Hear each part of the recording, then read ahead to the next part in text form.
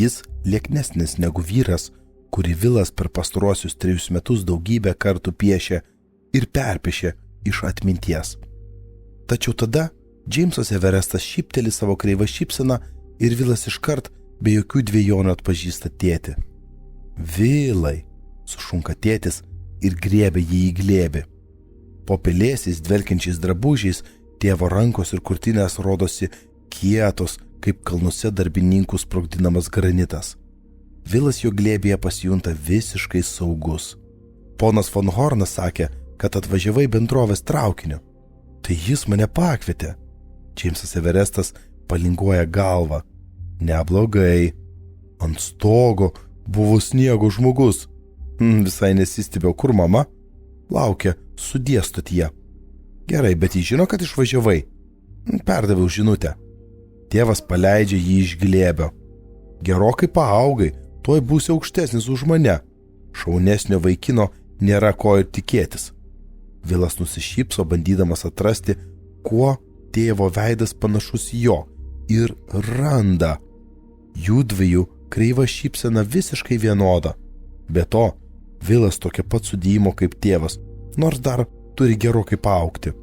Raudonus plaukus jis paveldėjo iš mamos, o didelės rankas iš tėčio. Jis jam primena medžius, kuriuos matė važiuodamas iš Winnipego. Jie puikiai auga atšiauriame klimate. O kuo sąlygos sunkesnės, tuo jie darosi stipresni ir labiau užsispyrę.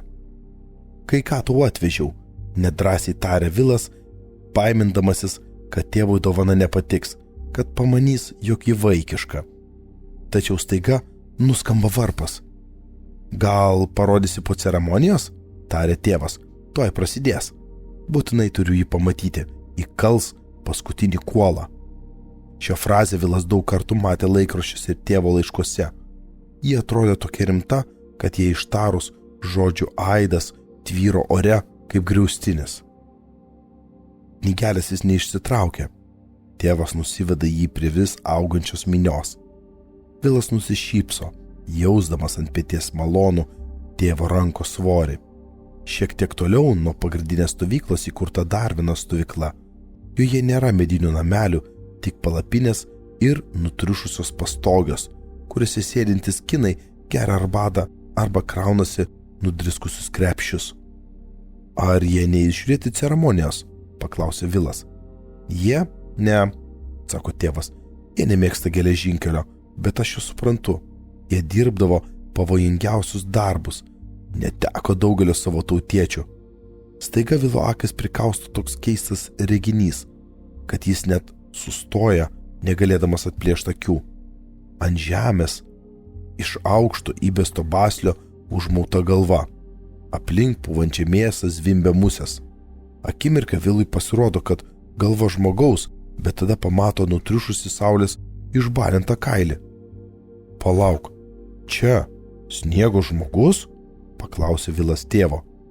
Džeimsas Everestas linkteli. Šitas atsliūkino naktį, užmušė vieną iš kinų sprogdintojų ir bandė nusitemti jo kūną. O kodėl jo galva užmovė ant baslio? Kai kurie vyrai mano, kad taip atbaidys kitus sniego žmonės, bet neatbaido. Kai ėmėme juos šaudyti, viskas pasikeitė į blogą. Vilas visus tėvo laiškus perskaitė tiek kartų, kad jau pats neprisimena, bet beveik viską išmoko atmintinai. Praeitais metais, kai kalnus įžengė pirmosios darbininkų grupės, čiabuviai įspėjo, kad saugotisi pagaliukų žmonių. Daugelis darbininkų manė, kad tai tik vaigli prietarai, tačiau taip nebuvo. Iš pradžių pasirodė jaunikliai. Jie darbininkus tik erzino, kniaukė maistą iš bendrų palapinių, žaidė su jų įrankiais kaip juokingos beždžionėlės, tačiau suaugę sniego žmonės juokingi nebebuvo. Eime, tarė tėvas. Jie prisertino prie minios. Tėvas stumė Vilą į priekį, atrodo, kad niekas nepyksta, kai Džeimsas Everestas persispaudžia pro šalį. Žmonės sako, tai tavo vaikinukas? Arba, kaip iš akies trauktas tėvas? Arba dar, praleiskit, kad matytų. Netrukus Vilas stovi visai netoli geležinkelio ponų, su kuriais atvažiavo. Cilindrą užsimaukščiulės ponas Smitas, aukščiausias iš jų. o netoliese Vilas pastebi Van Horną, kalbantį su vyru ilga susivėlusią barzdą. Jų vilnoniai paltai šiltai užsakstyti ant didelių pilvų. Abiejose bėgių pusėse stovi kukliais, kaip ir tėvo drabužis apsivilkę darbininkai ir atrodo, kad visiems būtų ne pro šalį nusiprausti ir gerai pavalgyti. Pasiruošę ponai? Paklausė Vitersas, lenkdamas prie fotoaparato. Vilui bežiūrint, Van Hornas žengė į priekį. Šis didis kelias, sušunka magnatas, drieksis per mūsų dominiją nuo jūros iki jūros. Vyrai, visi ilgai ir sunkiai dirbote, kad pasiektumėte šią akimirką, ir tarp jūsų nėra nei vieno, kuris nenusipelno tokios šlovės. Didžiuokitės tuo, nes kito tokio darbo netliksite visą likusį gyvenimą, o dabar amžiams tapsite istorijos dalimi. Vilas pratrūksta ploti ir šaukti kartu su minia.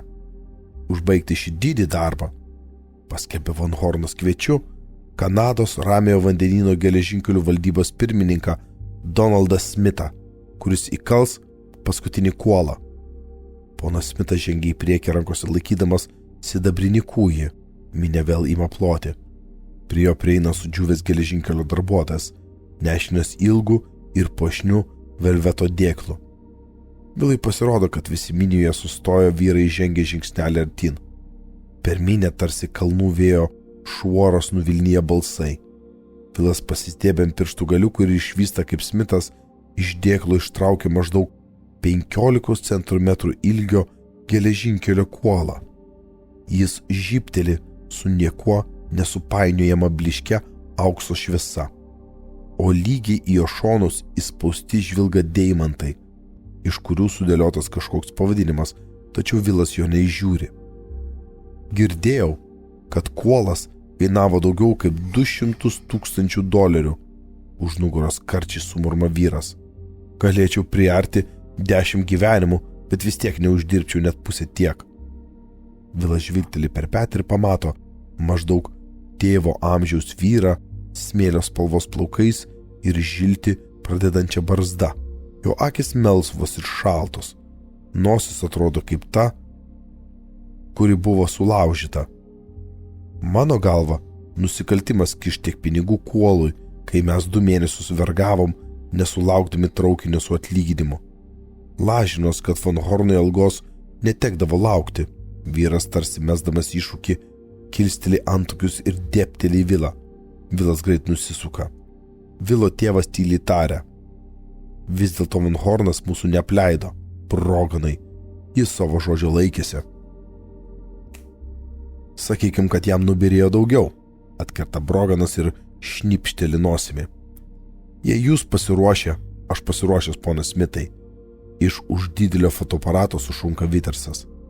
Donaldas Smithas pastato kuolą ant paskutinės geležinkelio plokštės ir tvirtai suima kūjį. Dabar visi nejudėkite, sušunka fotografas. Pone Smithai, kai kalsite kuolą, kurį laiką nekeiskite pozos. Smithas smogė kūjų ir sustingsta. Ir... Puiku, sušunka fotografas. Tačiau Smithas nepataikė. Vilas mato, kad kuolo viršus sulinko, bet iki galo jo įkalti nepavyko. Van Hornas širdingai nusijuokia. Smithai, tu per ilgai prasidėjai prie biuro stalo. Leiskite man patiesinti, ponę, suskuba asistentas, beviltiškai bandydamas ištraukti kuolą plikomis rankomis. Van Hornas žengė pirmin ir truktelėjęs jį išlupa. Tada paima iš Smitho kūjį, paguldęs ant bėgių ištiesina neįkainojamą auksinį kuolą vienus galingų smūgių. Na, tada garbė teks tau, Van Hornai, draugiškai tarė Smithas. Niekas šiam geležinkeliui neskyrė daugiau savo gyvenimo nei tu.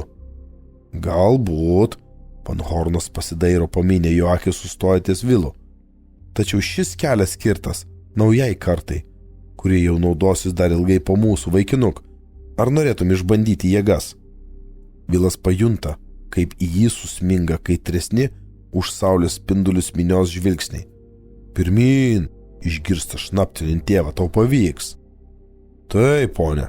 Vilas taip jaudinasi, kad prabyla daug garsiau negu norėjo. Jis žengia pirmin, bet kojas kažkodėl atrodo tarsi atitrūkusios nuo kūno.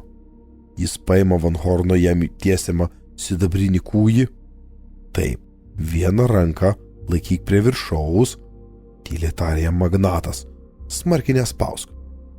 Dabar iškelk petį, nenuleisk akių nuo kuolo.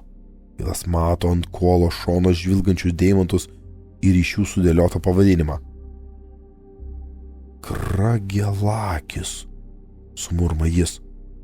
Taip pavadinsiu šią vietą, paaiškino Van Hornas, o dabar smok. Vilas įtempė raumenis ir smogė iš visų jėgų. Jis net nesupranta, ar pavyko, kol neišgirsta, kaip minia pratrūko sveikinimais ir plojimais. Šaunuolis vaikinuk, sušuko Van Hornas. Štai ir paskutinis kuolas.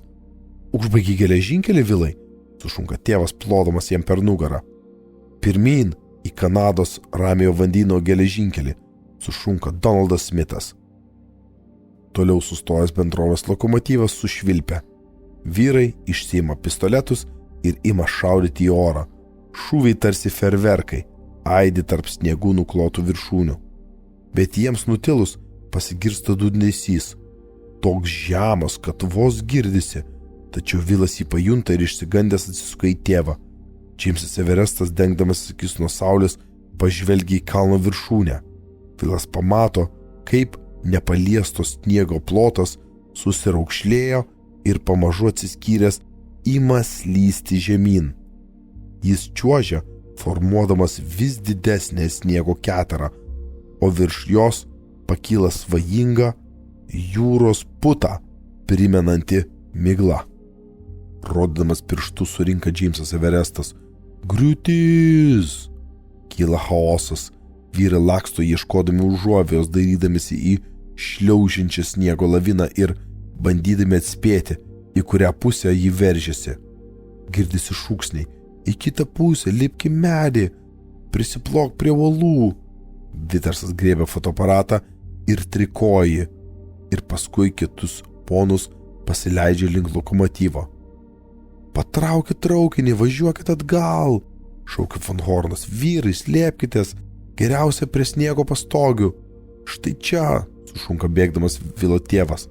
Vilas žino, kad pastogės statomos tam, kad traukiniui sukant ratą aplink kalną bėgių neužklotų sniegas. Bet ar jos tokios stiprios, kad atlaikytų griūtį?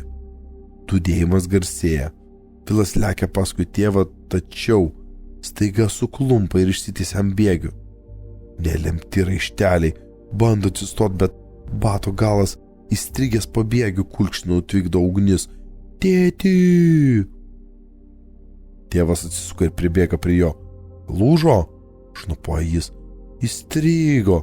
Jis bando ištraukti koją, bet su kiekvienu truktelėjimu kulkšnys tik dar labiau nudiegia. Žemė ima drebėti. Nesvarbu, atrišk raištelius ir trauk koją, liepia tėvas. Vilas pamato, kaip jis žvilgteli į sniego, tada vėl į batą, pirštais skubiai krapštydamas raištelius. Beveik. Gerai, dabar trauk koją. Suimanavęs Vilas ištraukė pėdą, tėvas kilsteli jį aukštyn. Remkis į mane. Netoliese Vilas pamato prie bėgių palinkusi vyrą, bandantį laužtuvų išlupti kuolą. Tada pažvelgęs į artėjančią laviną ir supranta, kad jau per vėlu. Jo žvilgsnis susiduria su tėvu. Atleisk, tarė Vilas. Juos ima plakti ledą nešančio vėjo šuorai. Laikykis paviršiaus, sušunka tėvas per vėją. Plauk. Tėvas dingsta pūgoje, o Vilas bėga visiškai pamiršęs skaudančią koją. Bėga aklai. Žemė atrodo tarsi baltas kilimas, kurį jam traukia iš po kojų. Jis susviruoja, žinodamas, kad jei nukris, mirties tikrai neišvengs.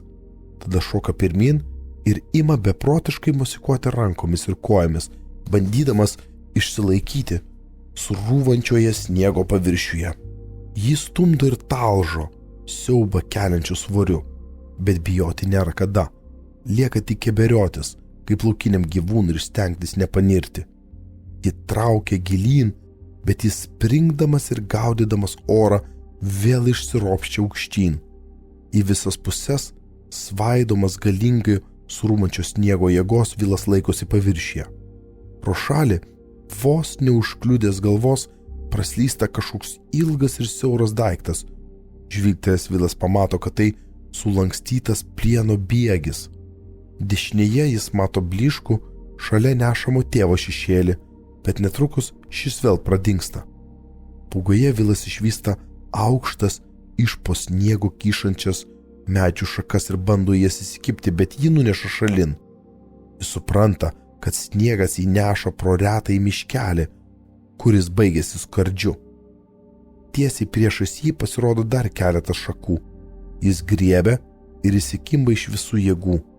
Kūną talžo žemyn šliaužiančio sniego jėga, bet jis nepasileidžia, nors galva panirusi, o nosis pilna sniego. Springdamas bando įkvėpti oro, o tada viskas nurimsta. Stoja tyla. Vilas atgniaužia vieną ranką nuo šakos ir prisitraukia artyn, kad galėtų atsikasti veidą. Aukštai ją iškelia ir kaip paklaikęs daužo sniegą, kol išsilaisvina. Už apykaklės užkritę suspausto ledo gabaliukai ima tirpti ir varvėti žemyn per nugarą, per krūtinę. Pagaliau Vilas pamato dangaus ruoželį ir godžiai įkvepia oro. Pamažu išsikeberiojęs iš pusnies, užsikarė aukščiau į medį. Drebėdamas apsidairo po visiškai pasikeistusi kraštovaizdį. Aplink stūksto kokie 6 metrai sniego, o kai kurie medžiai išrauti ir pargriauti ant šono. Visur pilna nuolaužų, šakų, pusnių kylančių, plieninių bėgių ir medinių pabėgių. Už miškelio nebematyti nei geležinkelio, nei sniego pastogių. Virš galvos tik šviečia saulė. Vėl ima smagiai čirkšti paukščiukai. Vilas pagalvoja apie drėgnoje kišenėje gulinčią eskizų knygelę ir ant šlapio popieriaus išsiliejusių pieštuku nubrėžtas linijas.